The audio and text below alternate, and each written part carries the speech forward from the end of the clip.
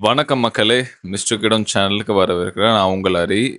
இப்போ பார்த்தீங்கன்னா ரஷ்யாவுக்கும், உக்ரைனுக்கும் உள்ள அந்த போர் அடுத்த கட்டத்த நோக்கி போய்க்கிட்டே இருக்கு. ரொம்ப அக்ரெசிவா போயிட்டுருக்காங்க. நான் ஏற்கனவே சொன்ன மாதிரி செப்டம்பர் 19ல அவங்க எஸ்தோனியா நாடு, யூரோப்ல இருக்க ஒரு முக்கியமான நாடு. அவங்க நேட்டோல ஒரு மெம்பர் கூட. அவங்களோட வான்வழி பகுதியில ரஷ்யாவோட மிக் பறந்துச்சு. இத அவங்களோட நேட்டோல இருக்க ஒரு பெட்ரோல் ஏர்கிராஃப்ட்ல பெட்ரோல் ஃபைட்டர் ஜெட் மூலமா அத பிக்சரே எடுத்திருக்காங்க. யுஎன்ல யுஎன் அசெம்பிளில இது ஒரு மிகப்பெரிய டிபேட்டா இருக்குங்க. அது மட்டும் இல்லாம அவங்க யுக்ரைன் மேல நடத்தின பயங்கரமான ஸ்ட்ரைக்கு. ட்ரோன்ஸ் மூலமா கிட்டத்தட்ட 70 மேல மிசைல்ஸ், 200 மேல ட்ரோன்ஸ் மேல லான்ச் பண்ணி, யுக்ரைனுக்கு ஒரு பெரிய ஒரு பின்னடைவ குடுத்தாங்க. இப்போ யுக்ரைன் பயங்கரமா ரிட்டாலியேட் பண்ணியிருக்காங்க. மாஸ்கோ டார்கெட் பண்ணியிருக்காங்க. கிட்டத்தட்ட ஸ்வாம்ஸ் ஆஃப் ட்ரோன் அப்படிங்கிறத குறிப்பிடுறாங்க.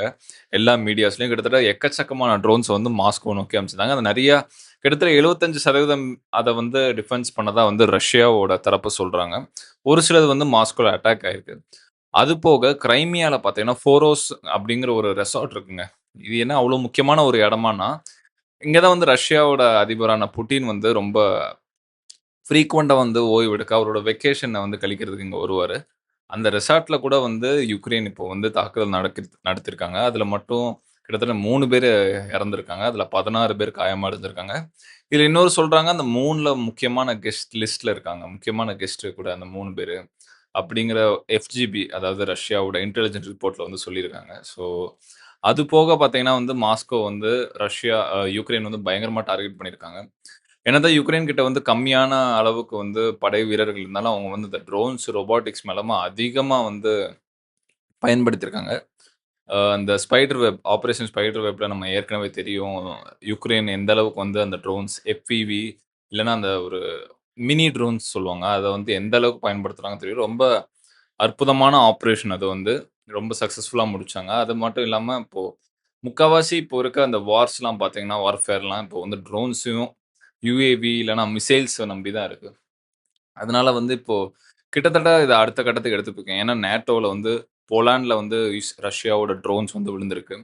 அது மட்டும் இல்லாம எஸ்தோனியா ஏர் ஸ்பேஸ்ல இவங்க மறுபடியும் அவங்க விதிமீறல் பண்றாங்க. நேட்டோட விதிமீறல். இது நேட்டோ அமைப்பினர் எல்லாருமே ஸ்ட்ரிக்ட்டா ஆக்ஷன் எடுக்குங்கிறத சொல்லியிருக்காங்க. யுகேவோட பிரைம் மினிஸ்டர், அதுக்கப்புறம் ஃபின்லாண்டோட பிரைம் மினிஸ்டர் இந்த மாரி நெறைய நேட்டோவோட இம்பார்ட்டன்ட் கன்ட்ரீஸ் உள்ள நபர்கள் இத இத ரஷ்யாவுக்கு ரொம்ப ரொம்ப பெரிய வார்னிங் குடுத்திருக்காங்க. இது இந்த போர் பதட்டத்த அடுத்த கட்டத்துக்கு எடுத்து போய்க்கிட்டே இருக்கு.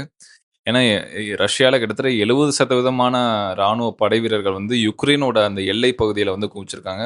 அது மட்டும் இல்லாம யுக்ரைன்ல ஒரு சில பகுதிய இன்னும் முன்னேறி இருக்காங்க ரஷ்யா படை வீரர்கள். நெறைய இடத்த கேப்சர் பண்ணியிருக்காங்க. புட்டினோட இப்போ அவரோட டிமாண்ட் பார்த்தீங்கன்னா, அவரோட 2டே விஷயம் தாங்க. ஒண்ணு பார்த்தீங்கன்னா, நிச்சயமா யுக்ரைன் நேட்டோல வெளில வரணும். அந்த எண்ணத்தையே குழி தோண்டி புதைக்கணுங்கிறது தான். அது மட்டும் இல்லாம ரஷ்யா படை வீரர்கள் அவங்களோட யுக்ரைனோட கிழக்கு பகுதிய புடிச்சிருக்காங்கல்ல, அந்த புடிச்ச பகுதி வரைக்கும் ரஷ்யாவுக்கு குடுத்துருங்கங்கிறது. இந்த 2 டிமாண்ட புட்டின் ரொம்ப வலியுறுத்துறாரு.